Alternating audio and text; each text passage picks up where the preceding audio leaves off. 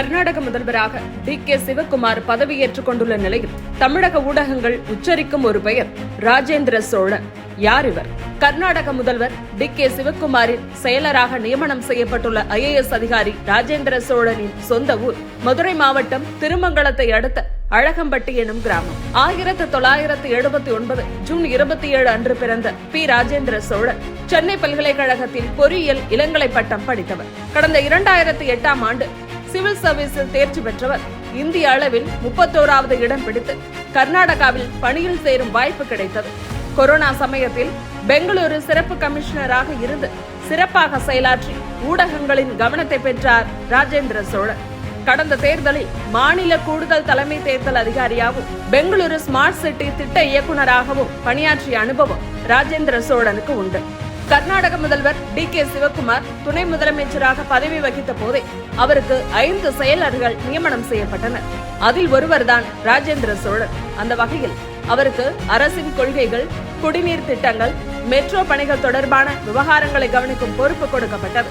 இந்த நிலையில்தான் IAS அதிகாரி ராஜேந்திர சோழன் முதல்வரின் செயலராகவும் நியமனம் செய்யப்பட்டிருக்கிறார். மேலும் கூடுதல் பொறுப்பாக கர்நாடகா பவர் கார்ப்பரேஷன் நிறுவனத்தின் நிர்வாக இயக்குநர் பொறுப்பும் அவருக்கு தரப்பட்டுள்ளது.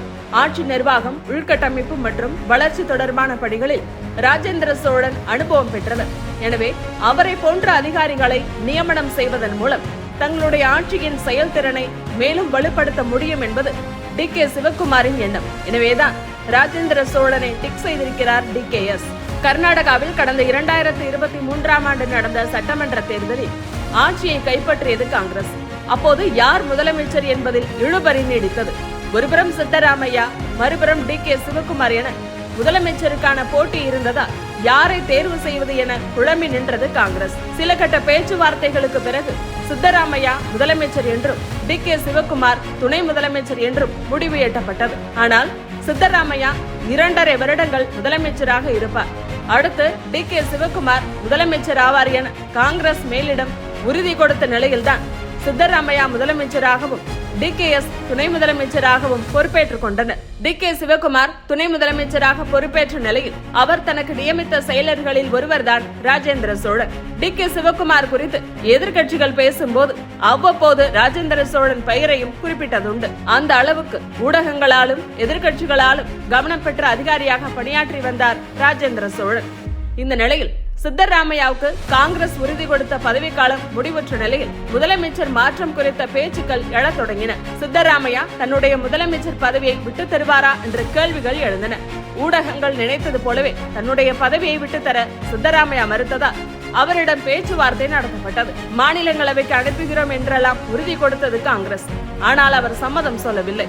அதே நேரம் டி.கே.எஸ்.இடம் உங்களுக்கு அடுத்த முறை வாய்ப்பு, உங்கள் ஆதரவாளர்களுக்கு அமைச்சரவையில் இடம் தருகிறோம் என்று சொல்லியும் டி.கே. சிவக்குமாரும் விட்டுத்தர மறுத்ததால் ஒரு வழியாக சித்தராமையாவை சமாதானம் செய்து அவரை ராஜினாமா செய்ய வைத்தது காங்கிரஸ். டி.கே. சிவக்குமார் முதலமைச்சராக பொறுப்பேற்றுக் கொண்டார். இப்படி சர்ச்சைகள், சமாதானங்கள் சூழ அவர் முதலமைச்சர் நாற்காலியில் அமர்ந்திருப்பதால் அமைச்சர்கள், அதிகாரிகள் தேர்வில் மிகுந்த கவனமுடன் செயல்பட தொடங்கியுள்ளார் டி.கே.எஸ். அந்த வகையில் அவர் முதலமைச்சர் பதவியேற்றதும் அமைச்சரவை மாற்றம், அதிகாரிகள் மாற்றம் அரங்கேறியிருக்கிறது. இந்த நிலையில்தான் தான் துணை முதலமைச்சராக இருந்த போது தனக்கு செயலராக இருந்த ராஜேந்திர சோழனையே முதலமைச்சர் பதவியேற்றதும் அவரையே செயலராக நியமனம் செய்திருக்கிறார். மீதம் இருக்கக்கூடிய 2 ஆண்டுகளில் தன்னுடைய ஆட்சி நிர்வாகத்தை சிறப்பாக செயல்படுத்தி அடுத்த தேர்தலிலும் வெற்றி பெற்று முதலமைச்சராக தொடர வேண்டும் என்பதே டி.கே.எஸ்.இன் எண்ணம். அதற்கேற்ப ராஜேந்திர சோழன் போன்ற திறமையான நிர்வாக அதிகாரிகள் ஆட்சி திட்டங்களை திறம்பட செயல்படுத்துவதில் முக்கிய பங்காற்றுவார்கள் என்பதே டி.கே. சிவக்குமாரின் நம்பிக்கை.